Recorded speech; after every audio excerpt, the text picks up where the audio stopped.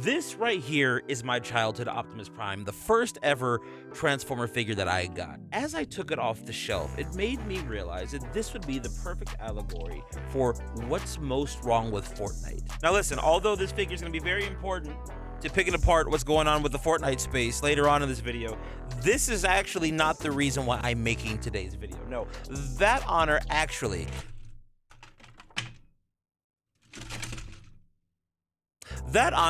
goes to our boy, NickEh30. In case you're not terminally online like the rest of us, NickEh30 has actually been going on a rampage on Twitter for the last couple of weeks talking about his frustrations with Fortnite. Basically, at the source of it all, he's upset that Fortnite content for long form and live streams, the views have been a lot lower as of late, and he thinks that the problem is because Epic Games, or Fortnite, is not putting out enough content to keep people excited. Now, real quick, a disclaimer. The video I put out last week was actually not in response to NickEh30's posts. I had actually recorded that video about 2 to 3 weeks before Nick had even tweeted anything. It just ended up being really convenient timing. However, the sentiments that I carried in that video were also carried out by other members of the community responding to NickEh30's tweets. A lot of us, including myself, went out on Twitter and said, hey, Nick, the problem with Fortnite right now isn't so much the game's not putting out good content, but it's more so the content that you and the other creators at the top are putting out. I think it's time for you guys to look in the mirror and figure out what it is that you're doing, why it is that people are not invested in watching your content and your live streams as much. But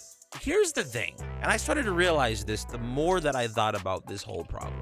I honestly don't think that the biggest issue with Fortnite right now is what the content creators is putting out, or even what Nick is saying, how Fortnite feels repetitive. And listen, both of those things can absolutely be true. However, that is not the #1 issue as to why viewership is low and why people just don't care. Those are symptoms of a bigger problem. The big issue that Fortnite has right now is that it is having to fight to keep the attention span of the average player. And this is not something that's new. I've been noticing this for years, and it started with myself. Going all the way back to Fortnite Chapter 4, I would say around the time that Wilds came out, I started to realize I'm not getting as excited about updates for as long. Like, it takes a lot more for me to stay invested in Fortnite. And so what did I have to do as a newly full-time Fortnite content creator? I had to figure out ways to keep the game interesting for myself. And the things that I was learning at the time, I went and turned into content for all of you. But I could go back even before then, all the way back to Chapter 2, Season 7, when I first started making content. One of my first ever viral videos was talking about how what makes Fortnite fun is the people that you play with. I talked about how sometimes Fortnite can get a little stale, and the reason for that is because you're not playing with anybody. You're playing by yourself, or maybe you need a new friends group of people to play with. There's a lot of different factors that can keep people invested in the game. Well, let's fast forward this whole thing to the present day and talk about what's going on right now, because when I look at the overall Fortnite landscape, I just don't see people being as invested with the game overall. Let me ask you, the viewer, a question. How long do you genuinely stay excited about a new cosmetic that comes into Fortnite? If I'm being honest and looking in the mirror, for me, it's normally about 1 to 2 days. And listen, guys, I've been asking for Back to the Future inside of Fortnite pretty much since the game came out. But now we got it. All the way in Chapter 7, Season 1, we finally got our Back to the Future collab. I bought all the cosmetics, and I've used them once. Let's put the cosmetics to the side. Let's talk about Fortnite updates. Once again, NickEh30's main premise is that Fortnite has become stale because Epic's not doing enough to update the game to spice up the gameplay. Now, let me say this. First of all, we just got a brand new chapter with tons of new items, tons of new weapons, and yes, I've heard the argument, well, these are just reskins of other things that we've had before. I understand where people are coming from with that. Typically, yeah, you're gonna have some kind of shotgun that works like a pump and some kind of shotgun that works like a tac. But my argument is that when you actually use these weapons, they feel completely different than the old ones. But I'm getting away from my main point here. We got a bunch of stuff given to us at the start of this chapter. There were so many fun things and new mechanics they added that actually spice up the gameplay, like the self-revives or the drivable reboot vans. Once again, something that we've been asking for a long time, but does change up the core gameplay loop. But once again, it's not enough. And the reason being is because we're so used to it. We get new items, new weapons, new cosmetics inside of Fortnite damn near every week. And what Nick is pointing out, whether he realizes it or not, is the law of diminishing returns. The more you're exposed to something, the less exciting it becomes over time. Which leads me to bringing back in my childhood Optimus Prime. Let me ask you guys a simple question. Do you think that when I get a new Transformers figure, I'm as excited as I was when I got this guy for the first time? No, not even close. Do you think that I'm as excited about my 600th Transformer as I am my 6th Transformer? Absolutely not. Now, I will say this. I think because I'm older and because I have so many, I appreciate them in a different way that I couldn't have when I was younger. But at the same time, I also realize this just doesn't hit the same. Now, does that mean that I don't love Transformers anymore, that I'm going to stop collecting, or that it was a problem to collect this many? No, not at all. I think that the Transformers are still fun. It's one of my favorite hobbies. Clearly, I haven't slowed down collecting anything. But my point here is that I feel like a lot of the time with the Fortnite community, we're chasing a feeling, or we're chasing a vibe, or an experience that just can no longer be replicated. And if I'm being honest, Fortnite's success is what drove it to this point. I said something that sounded a little crazy in a short form video the other day, but I made the claim that Fortnite was more fun when we had less options, when we had less game modes inside of Fortnite, when it was only the Battle Royale, and I'm not even talking about zero builds, when it was just main BR and random LTMs.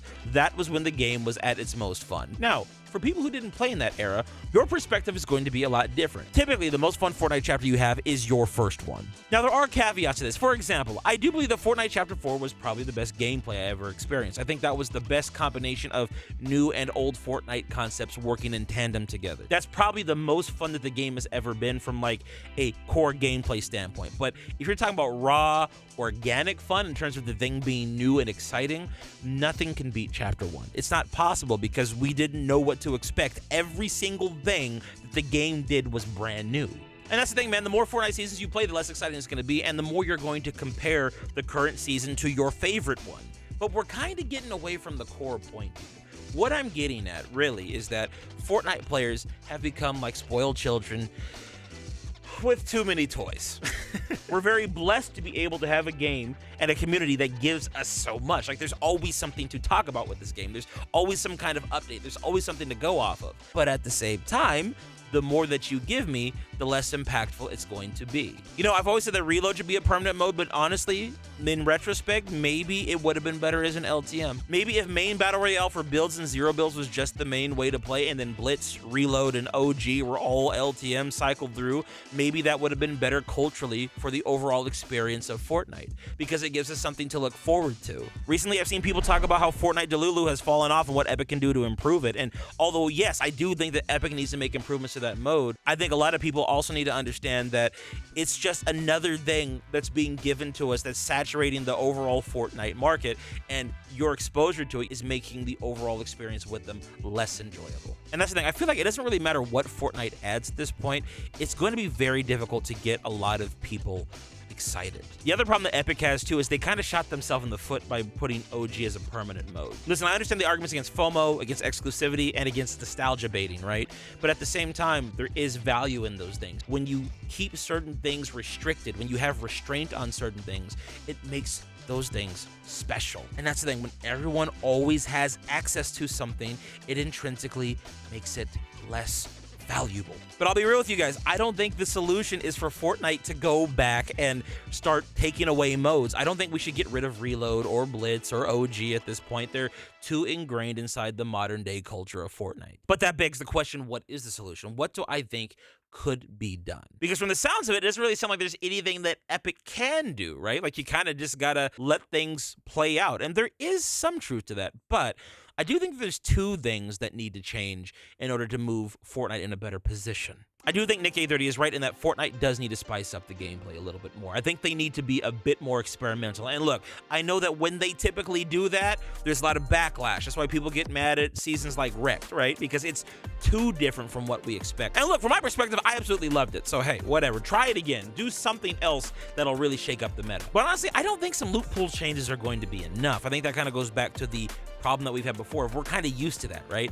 I think what Epic really needs to do is to change up the Battle Royale format in a drastic way. And I think Nick honestly gave a fantastic suggestion, which is Fortnite experimenting with an extraction shooter. I've been saying this for years, but I would actually like to see Fortnite get rid of the main Battle Royale mode and the core Fortnite game mode become a looter shooter. Let's do Fortnite's take on an extraction game. I want in-game cosmetics, in-game items that I can find on the Fortnite island and bring back to my locker that carry over from season to season. I want items that can only be found in particular seasons, but if I kept it in my logger from season 1 to season 5 and I go back into a game in season 5 with that season 1 item, it's actually usable. I want to be able to trade these items with my friends. I want to be able to run the risk of losing these items when I bring them into the game. Something that gives Fortnite more stakes than just winning the Battle Royale would make it so much more fulfilling. And once again, there's something else we've talked about over the years, giving more purpose to gameplay. Giving me more things to do in between fights always makes the gameplay experience more enriching. I also think this ties into something else that my boy Brainiac told me recently, which is that people don't get excited for Fortnite being Fortnite anymore. It's always hype over Fortnite collaborating with X, right? Oh, Fortnite's getting Kim Kardashian. Oh, Fortnite's getting Back to the Future. Oh, Fortnite's getting Bleach. But what about Fortnite being Fortnite? Fortnite needs to continue to do things to get back to their roots, which is why I'm very optimistic for Chapter 7.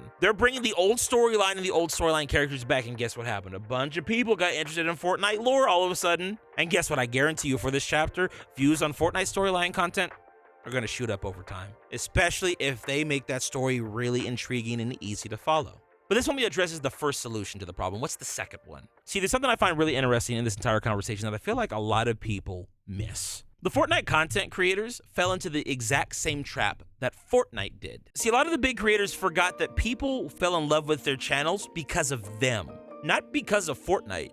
Fortnite is the game that you play, but that's not why we should be coming to you. This is what frustrates me when I see the top creators all making the exact same thumbnail with the exact same video titles and the exact same concepts. You're ripping your individuality out of your content. But when you think about it, how is that any different than what Fortnite's done? Remember, people aren't getting excited about Fortnite for Fortnite. They're getting excited about Fortnite because they brought in the new Thick collab. I want to get excited about Fortnite because of Fortnite, and I want to watch the content creators because I like your personality. This is the reason why I have a lot of respect for creators like Tim the Tat Man. See, Tim was a Fortnite content creator for a long time, but when things started getting a little dry, he took his audience and moved to Warzone. And now from time to time, Tim will come back and he will play Fortnite and enjoy himself. And when he does, those moments are special. People still follow Tim and watch Tim for Tim. When people are more invested in the thing that you're talking about rather than you as a person, that's when things start to fall apart. If Fortnite's views go down, your views are going to go down. And here's the other thing too, they might love you, but if the only thing you're doing is making Fortnite content, well, maybe they're gonna go watch somebody else or move on to somebody else, especially if they're growing up and getting older and you're not growing with that audience. I was walking through Target shopping, and there were these two people, there were two kids like in their 20s. They walk up to me, and I get this all the time. Bro, I used to watch you all the time. I'm like, thanks, man. And then he goes, hey, man, but, you know, grew up, right? Like my viewers have grown up with me. I've been streaming for 14 years. And I haven't gotten new, I want to finish, I haven't gotten new ones, like, at the end of the day. Like, I haven't, like, blown up again, right? The point that I'm getting at here is maybe